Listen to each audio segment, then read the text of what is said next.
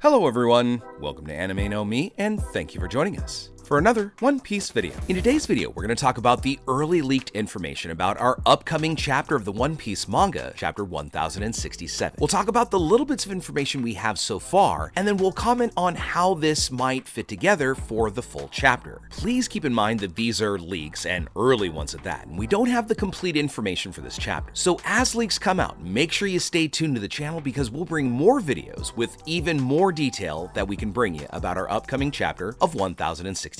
Aside from the leaks that we do have, please understand that there could be differences in the official translation, a different order of events, or even different ways of speaking throughout the chapter. So make sure you stay with us, and as soon as we get the full chapter, we'll be sure to bring you another video. But before we get into the leaks, if you're new to the channel or even if you've watched a bunch of our videos, we'd be absolutely honored if you'd leave us a like and even subscribe, or maybe leave us a comment letting us know what you thought of the video. It really helps us out, especially with that YouTube algorithm, and it motivates us to make more content. Now, if you'd like to help with the channel in a bigger way, consider sharing this video or a different one of your favorites with a friend. But without further ado, let's get into these leaks for chapter 1067. So my friends, in these early leaks of chapter 1067, looks like we're going to learn a bit more about the punks and the main laboratory of what Dr. Vegapunk has going on Egghead. Now, as we like to do with these leak videos, before going in depth on each topic, we're going to list out what we can expect to see in this chapter. And for this run, we're going to have 8 different details for you. The first topic is chapter 1067 is going to be called Punk Records. Second, the cover shows Caesar and Judge and they're fighting. Third, Vegapunk was born a genius, but he's also the user of the brain fruit, which allows him to have unlimited storage of knowledge, and that is why he's always shown with a huge head. Fourth, the title is referring to the top of Egghead Island and what's inside the egg, and it happens to be made up of Vegapunk's brain. Fifth, the ancient robot was created in the Void Century and 200 years ago attacked the world government. Sixth, CP0 arrives in Egghead saying that they're there to return the Seraphim Kuma, but they are denied access. Seventh, towards the end of the chapter, the real Kuma in Kamabaka gets up and starts running somewhere.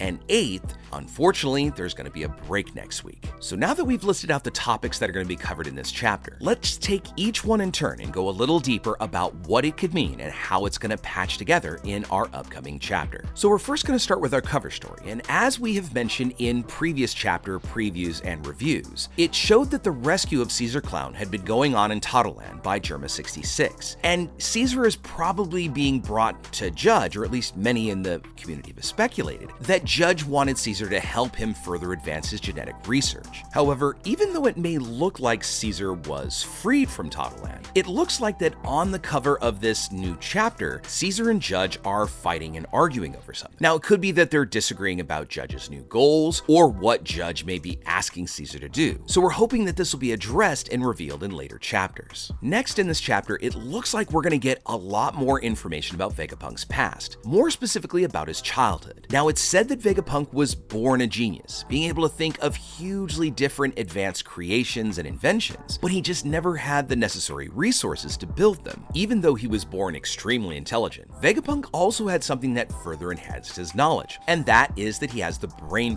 fruit. Now, we don't know much about the fruit at this moment, but it's most likely a paramecia and gives the Vegapunk the ability to possess an unlimited store of knowledge, allowing him to remember everything he's ever thought about. So this means that he not only gets to keep all of his knowledge intact, which first of all makes him the smartest being in the world, but he also has all the memories and how he acquired him throughout his lifespan with perfect recall. And this is also the reason for his huge head, because as he learned more, his head expanded to further contain his growing knowledge. The title of the chapter is called Punk Records, and this is referring to the upper part of the Egghead Island, and it's composed of Vegapunk's brain, a place where all of Vegapunk's knowledge is stored. And this could very well be the hub or central command that controls all of the punks on the island. In a previous chapter, we saw a schematic that CP0 had that illustrated how the Stella is responsible for passing information on to the other satellite Vegapunks. So Stella very well could be Vegapunk's brain, and it's located in this safe place in Egghead Island. This location could be the very place where we saw Shaka taking the Straw Hats in the last chapter, and this was why they were preventing the Straw Hats from being able to do any anything because, again, Shaka would have been worried that the Straw Hats might freak out or somehow damage the brain. So if Vegapunk's brain is housed in this central location, this might mean that the rest of the punks can't leave the island because they would be effectively out of range of Vegapunk's brain. And if Vegapunk's brain can't pass on the information, it may mean that they wouldn't be able to kind of think for themselves, or there may even be a shutdown factor. Or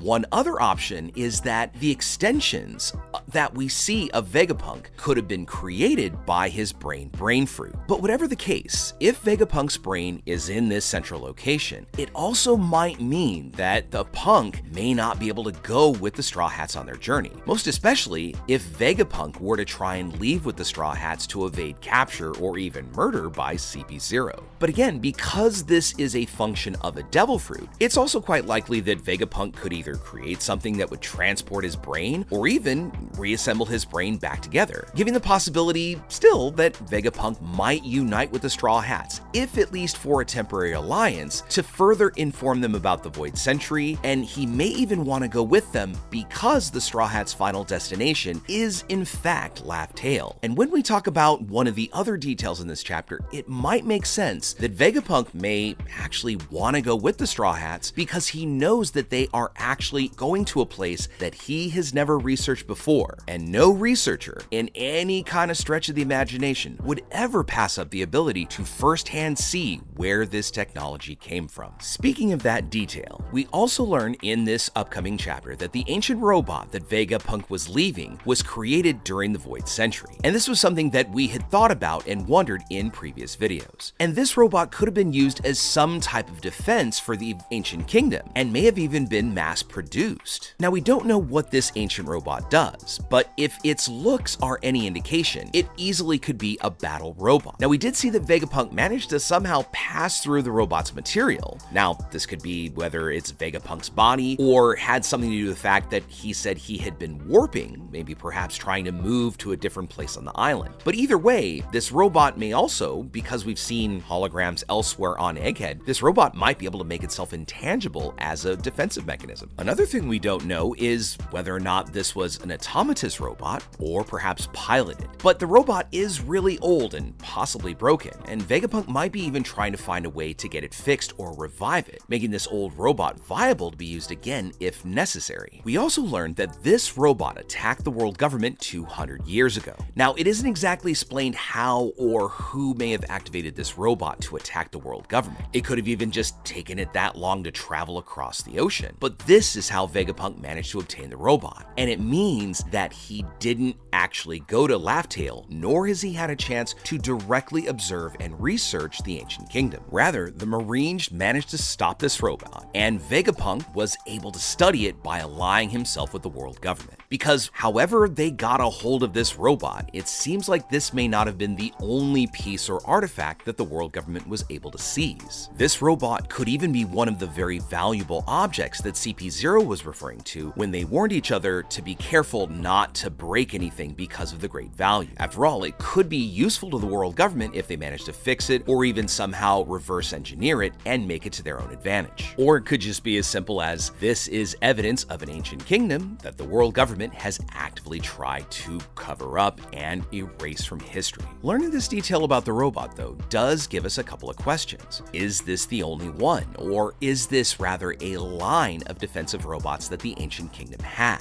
Just consider the fact that a very few number of people even know where this island is, let alone that it exists. And the world government has been able to, at least as of yet, successfully make this entire realm disappear. But the technology is still around.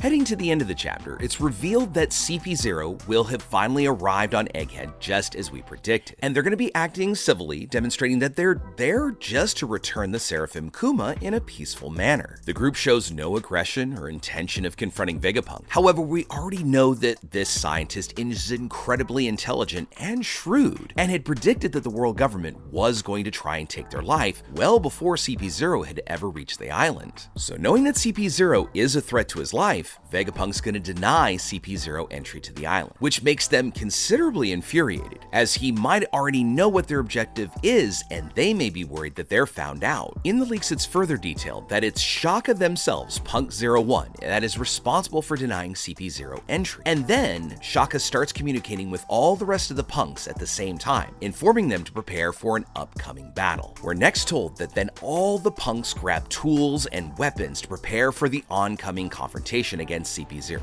Prioritize defending the brain and Vegapunk himself to prevent the agents from ever getting to him. After Shaka tells the punks to prepare for combat, we then flash to the real Kuma that's on Kamabaka Island, and he gets up and starts running to some unknown place. And it very well could be that he is heading towards Egghead. Kuma may have even received a distress call or a call for help from Shaka when they were alerting the rest of the punks about the oncoming danger of CP0. And now that we're pulling Kuma into the conversation, not only might Kuma help the Straw Hats face CP0, but we might even get that revelation about his past as not only the Tyrant King, but why Kuma gave his body to Vegapunk, what that ancient race he was a part of. And we could also see an extremely emotional reunion between Kuma and his daughter Bonnie. But there you have it, folks. These are the early leaks that we have so far of chapter 1067. And as we get more information throughout the week, make sure you stay tuned to the channel so that we can bring you all the full coverage until we get the official release of chapter 1067.